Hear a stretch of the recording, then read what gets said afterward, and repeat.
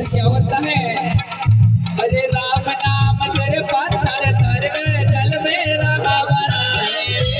राम नाम तेरे पत्थर तर गए जल में राम बनाए।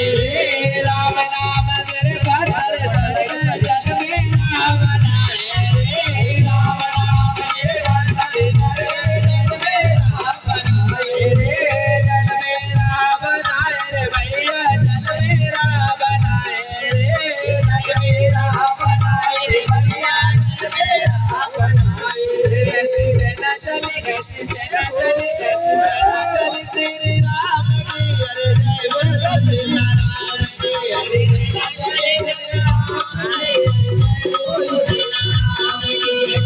चली श्री राम की, सेना चली श्री राम की, अरे जय बोलो सीता राम